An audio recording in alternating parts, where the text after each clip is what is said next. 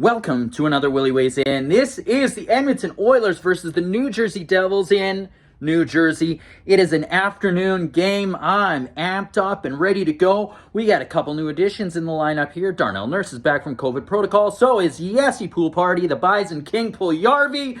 Pumped to see him back. I think he always gives him a bit of an edge in terms of energy. Mike Smith's in net again, and guess what? 2 minutes in, we got a New Jersey goal. Bang! One in the first two shots.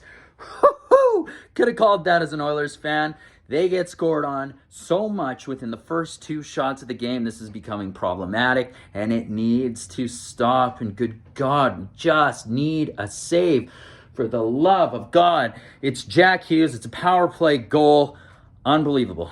So you're like, here we go, uphill battle again. But right when you start thinking that, Ryan McLeod makes a beautiful pass through the slot to Connor McDavid, who makes no mistake, ties it up 1-1. Then you're like, yes, we're back to even. And right when you're thinking that, yes, there was like 3 goals in 3 minutes.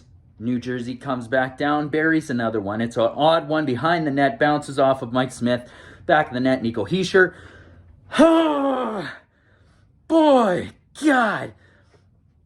2-1 for the New Jersey Devils. At this rate right now, I'm starting to think, maybe this is just going to be a wide open game. And right when I start thinking that, it's about 6 minutes in, we get a Slater Kukuk shot from the point, tipped by Kyler Yamamoto, and it's a goal. Tied 2-2. This game is going to be off the rails at the rate that this scoring is going. Unbelievable. Later in the period, we get yet another New Jersey goal. 3-2. It's a bobbled puck slapped in, put up above Mike Smith's shoulder. That is 3 goals on 9 shots on Mike Smith, and you're thinking, Tippett, come on, when are you going to pull him? He's not having a good game. He's not doing well. This is becoming problematic, and the period ends 3-2 for the New Jersey Devils. Now, the Oilers are 18-12 right now on the season. They're in a tight division, so every point matters. At what point, when we see Tippett behind the net, you don't like to hear this, and I don't even like bringing it up, but at what point is maybe his job on the line? He's done a great job with the Oilers since his time there. He's taught them to play defensively responsible, to play that team defensive game. But, they went on a 6-game slide. He was put into protocol, and then Playfair and Gulletson took over, and they got on to, the 2-game winning streak. He came back. They lost the last game.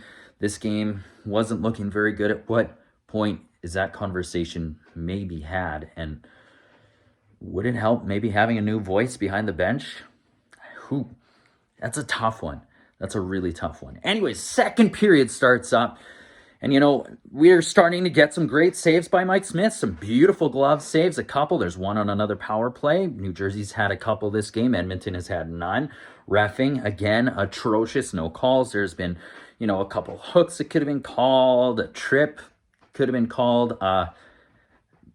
Brutal reffing again.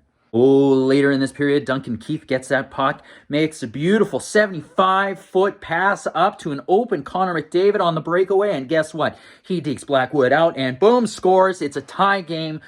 3-3 for the Oilers. Woo-hoo-hoo-hoo!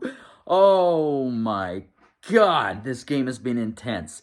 And it's going to be exciting to see what happens in the third, because we're virtually at a 0-0 game. And Edmonton has found their feet. They look like they're getting some good chances. Pumped to see what the third brings. All right, third period comes around, and we got New Jersey walking in. It's a beautiful slap shot. Roofs over Mike Smith's glove, and New Jersey gets the lead again. 4-3. Man, the Oilers just can't seem to get a lead, and it's super frustrating. But right away, we got Ryan McLeod, who gets another beautiful assist from the corner. He gets it out front to Devon Shore, who tips it. Roof, shelf, whatever you want to call it.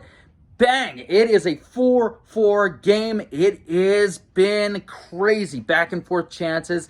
And McLeod's got a couple points. It's his first ever multi-point game in the NHL, and he's playing against his brother. His family's in the stands.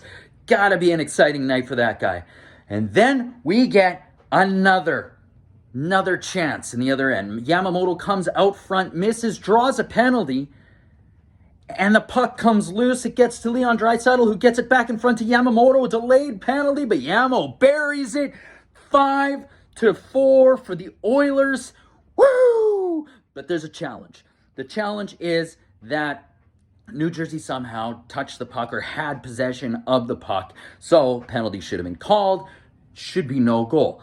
After about a 9-minute delay in the game, they decide that it is a non-challengeable call. The goal stands. Yamamoto puts the Oilers in the lead. Woo! They got to close this out. They're playing defense. There's a defensive zone. Face-off. McDavid loses the draw. It gets back to Dougie Hamilton. There's a wrist shot on net. Tipped home. Oh my God, it's a tie game with like a minute and a half left. It goes to overtime. We get some major 3-on-3 action here. We get a good chance by Leon Draisaitl going in front. Should have been a penalty called. He's hauled down, nothing. And even the people in New Jersey are yelling, "Ref, you suck. Ref, you suck." I've heard that chant more this year than in years previous. Do I agree with them? No comment. We get in there. Mike Smith makes a huge save. Keeps him in. It should be a game changer, a momentum swing. The Oilers come down and no, guess what? Jack Hughes ends it. It's an actual save that Mike Smith should have had, and the Oilers are now 18-11-1. That's their first loss in overtime. They do get a point out of it. Should have been able to close that game off. No. Super frustrating. A lot of yelling from my couch. Oh my God. Oh well. And with that, this has been a Willy Weighs In. Thank you for watching. Please subscribe, like, comment, and watch the main pod with myself, Pelon Baron, and Sanjay. And Happy New Year, folks.